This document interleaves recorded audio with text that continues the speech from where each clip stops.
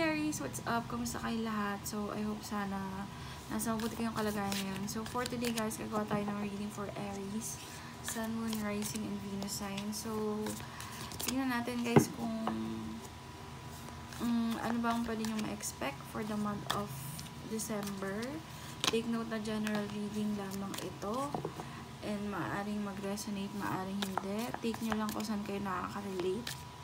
Okay, and leave what doesn't. Okay, leave kung saan di naman kayo nakaka-relate. Okay, yan! Okay. Alright, so let's go ahead and start. Aries for the month of December. Si Aries. Kamusta si Aries for the month of December?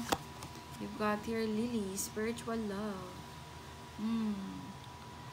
So, meron may consider na love life situation ka, Aries, by December. Talagang maaaring makita mo na pang forever na yung person, or talagang makakasama mo yung person through thick and thin.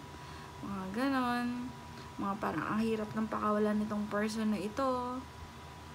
Mga ganon.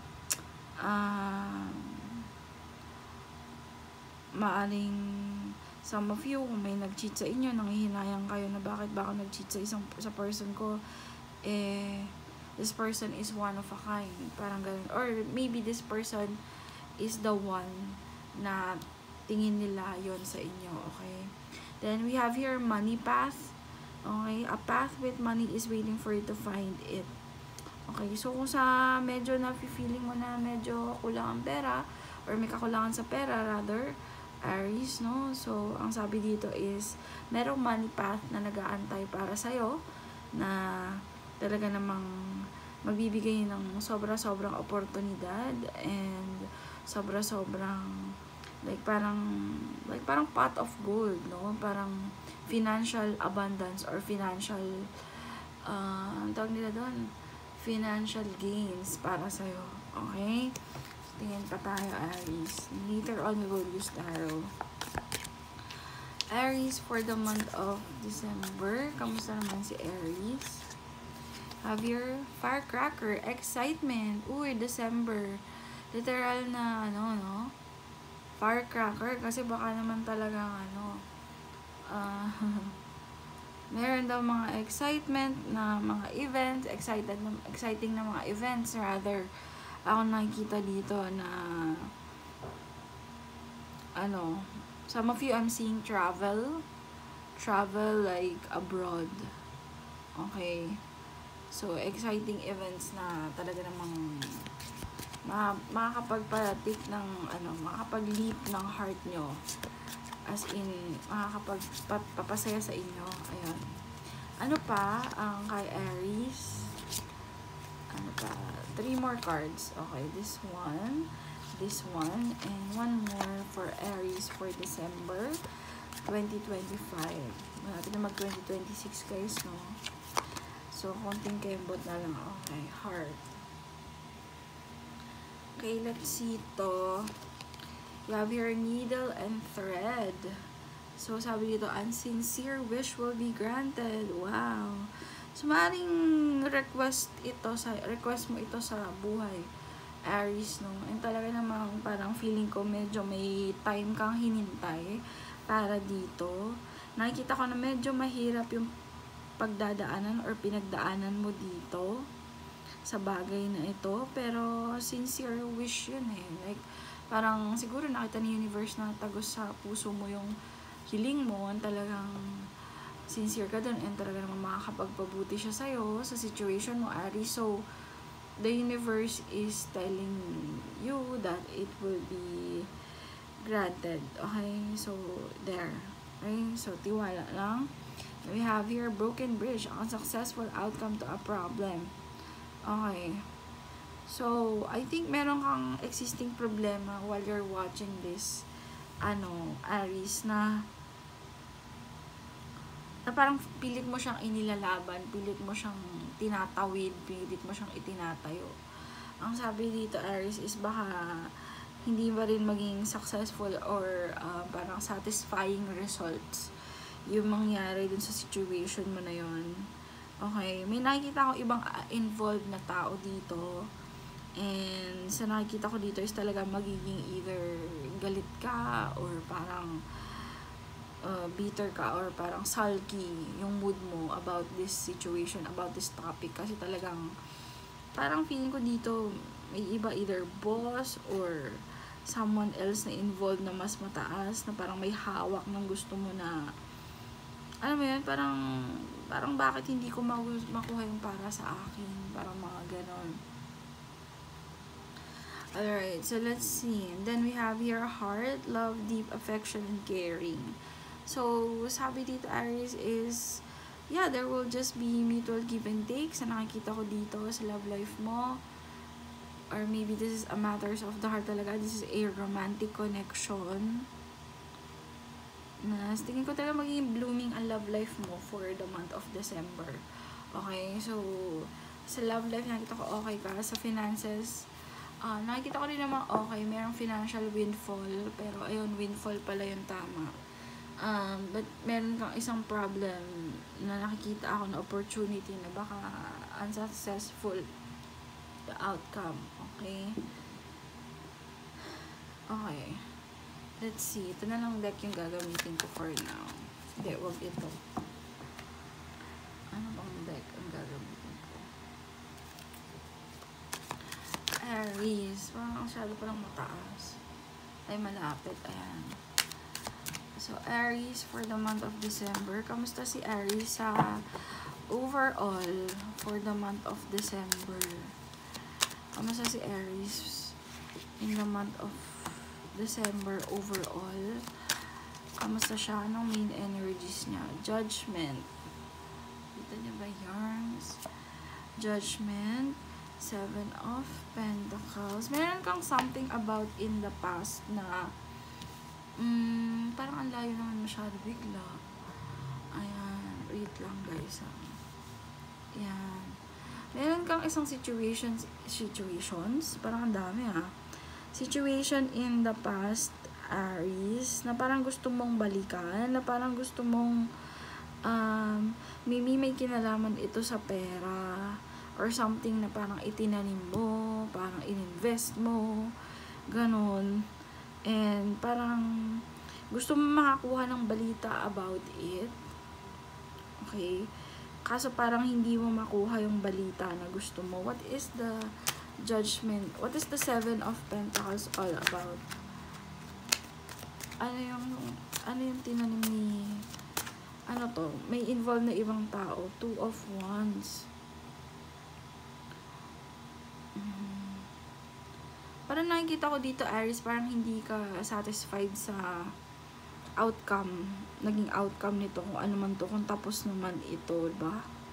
Kung tapos na ito, parang this lizard over here, it looks like for me parang may ninakaw na pera, may ninakaw na sitwasyon, parang dream mo yun parang pangarap mo yung bagay na yun, or parang mahalaga sa'yo yung bagay na yun, but sa nakikita ko dito, parang sineparate sa'yo yun. What is the 7 of Pentacles here? What's the 2 of Wands?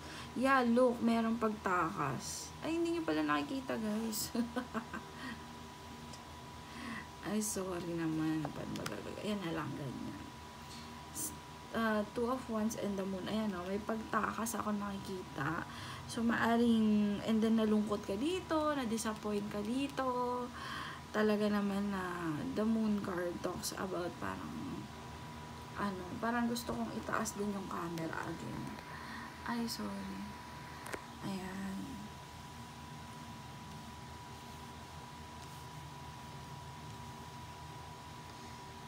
Ayan. Okay na ba? Yan. So, parang kung ano man tong situation na to, na parang nagpa-doubt ka, napaatras ka sa pagbibigay, parang, Aries, parang nagbigay ito ng either depression, sadness, talagang hindi mo nagustuhan yung nangyari. You could be dealing with a Taurus, Virgo, Capricorn, Aries, Leo, Sag, or a Pisces. Kasi parang may itinago sa'yo The Moon card also talks about secrets, being deceptive, something like that. Let's see kung ano to. Yeah, parang kung ano man yung itinakbo sa'yo, is bagay na gusto mo. Okay, bagay na gusto mo, bagay na pinapangarap mo, maybe related sa kaperahan or stability mo. Parang naglaho na lang ito, parang gano'n. Ano pa ang meron kay Aries in general? So, ano mangyayari dun sa inihintay ni Aries na yun? Ace of Wands. Ace of Wands. It's the Ace of Wands. Page of Cups. So, parang sa nakikita ko dito, Aries, darating naman siya yung wait lang.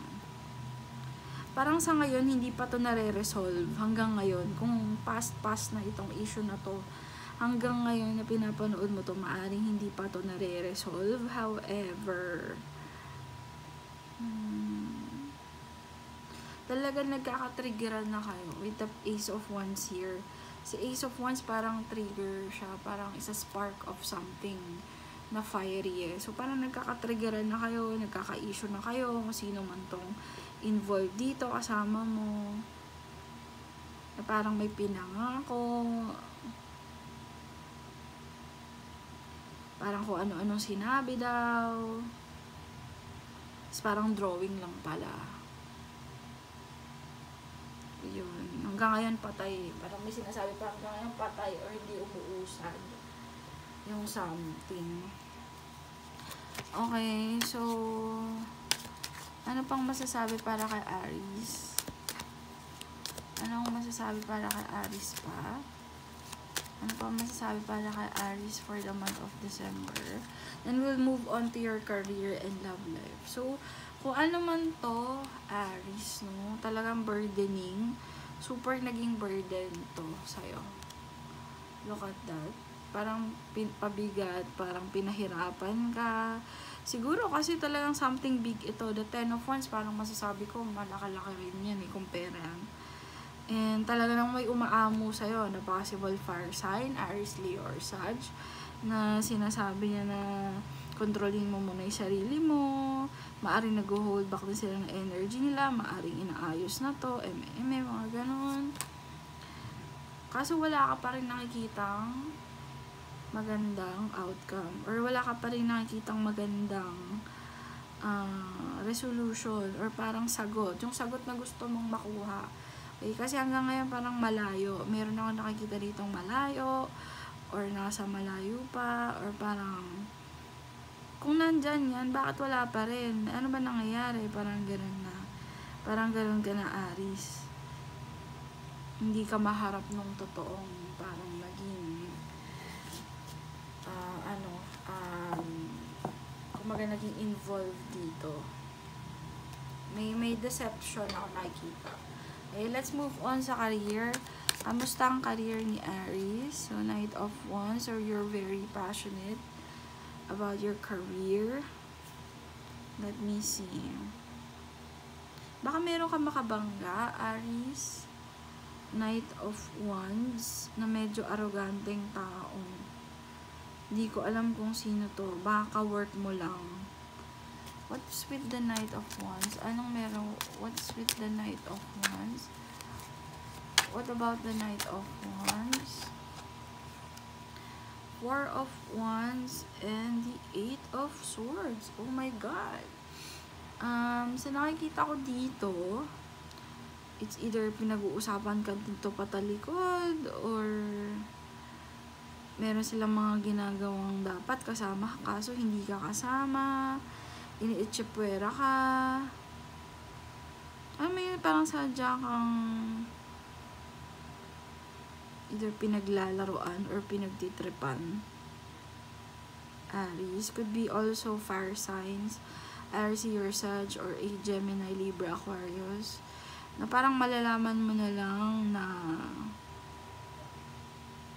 siguro may nagsusumbong din sa'yo na ganun na yung ginagawa sa'yo, na hindi mo alam na, uy, alam mo ba, lumabas si ganito, lumabas si ganyan. Tapos hindi mo alam, di ka pala sinabihan, di ka kasama.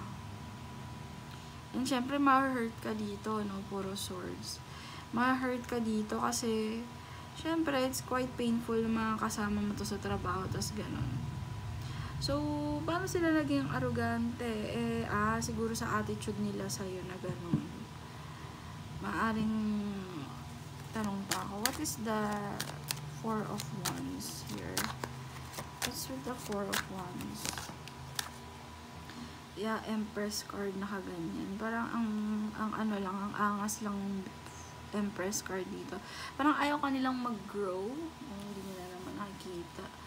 Ayaw kanilang mag-grow or araw nila ng growth, expansion, or abundance with you. Yeah, Sun card. I don't know kung feeling mo na involved or parang belong ka sa company na meron ka, Aries. Pero parang may nakikita ako dito na maybe parang alam mo yun, yung parang pinagtitripan ka na left out, yun. Nile-left out ka. So, it's a possibility, no? Maaaring kasing meron kang something within you, Aries, na wala sa kanila. So, ang defense mechanism nila is to parang i-left out ka kasi parang parang to naman si Aries, nakakainis. Parang lahat na lang meron siya, iwanan natin siya. Halika, tayo na lang dito. Ganon. So, yung parang sila, backstabber in a way na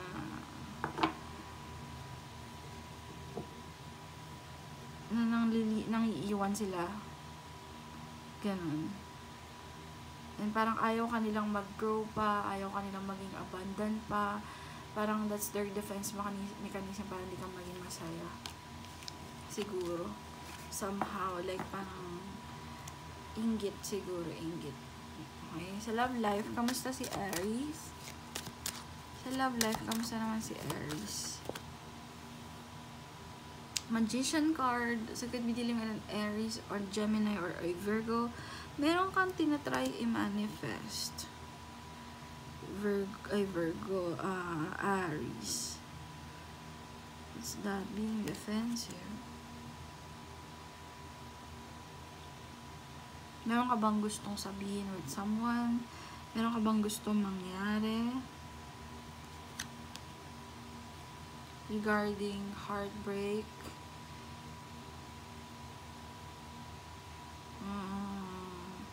Ayaw mong magkaroon ng heartbreak with someone. Well, who does want that, right? But, parang sinasabi dito na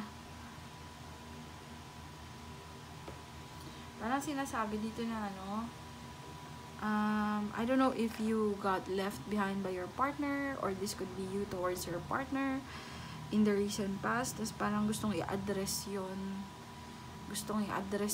either mo or ng partner mo towards sa'yo. Okay, nalilito ako.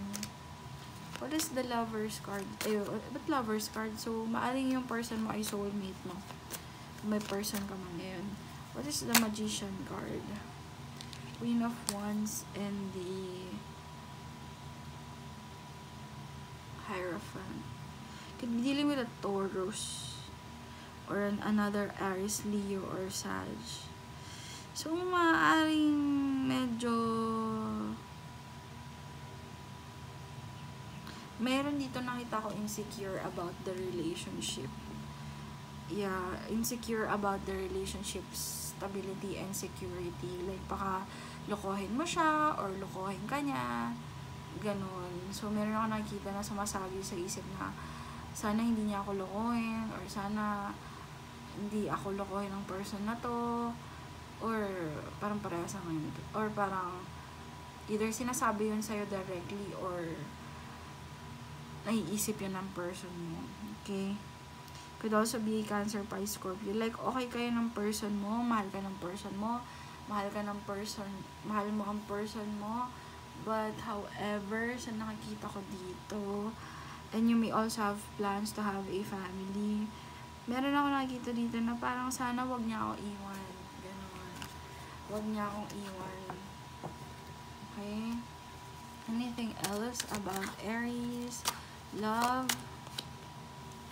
Page of Wands. So, meron isang fire sign or meron masama na mas bata sa'yo na gustong mag-offer sa'yo.